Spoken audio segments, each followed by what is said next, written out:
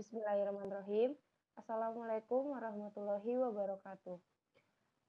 Kami dari kelompok satu yang terhormat kepada dosen pengampu mata kuliah Manajemen Mutu Terpadu Bapak Nandang. Kami akan menjelaskan tentang definisi dan sejarah kualitas. Dengan anggota saya sendiri Dwi Aprianingsi, Ipa Nur Khalifah, dan Nani Munsaroh. Kami dari kelas Manajemen 18I. Next.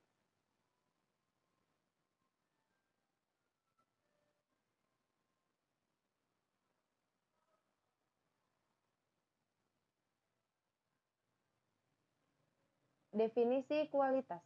Definisi kualitas menurut para ahli. Banyak para ahli yang menjelaskan tentang kualitas.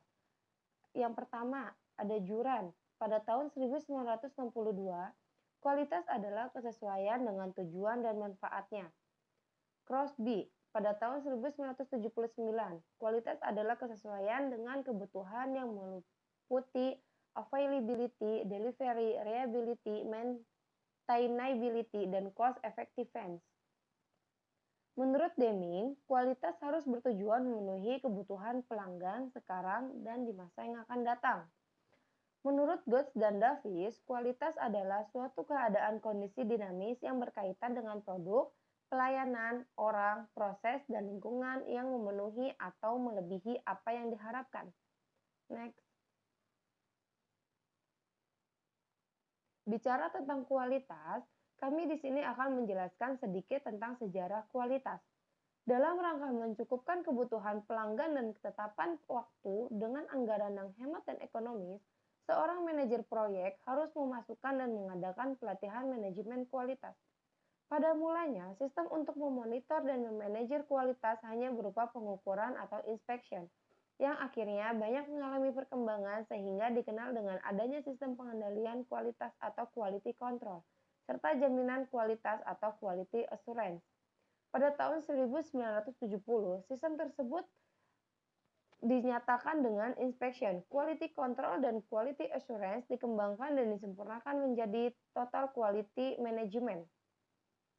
Next.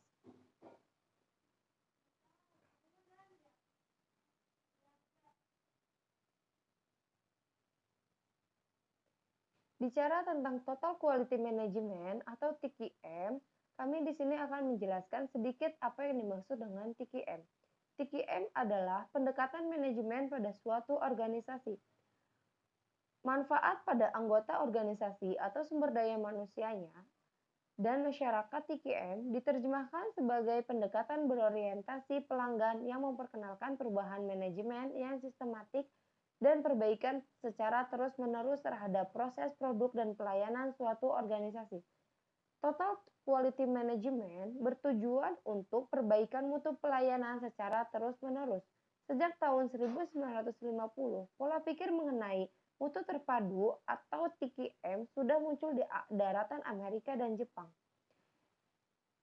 Banyak perusahaan Jepang yang memperoleh sukses global karena memasarkan produk yang sangat bermutu.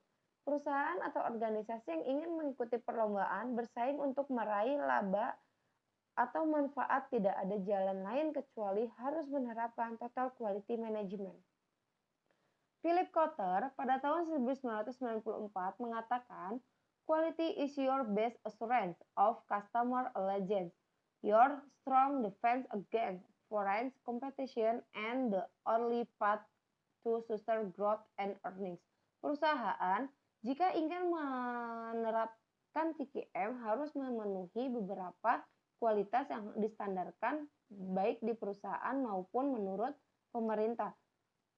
Perusahaan yang ingin bersaing harus menerapkan total quality manajemennya secara baik dan secara terus-menerus. Next. Di Jepang, TQM dirangkum menjadi 4 langkah, yakni Kaizen, yang kedua Atarimai Hitsu, yang ketiga Kansei, yang keempat Miryokuteki Hitsu.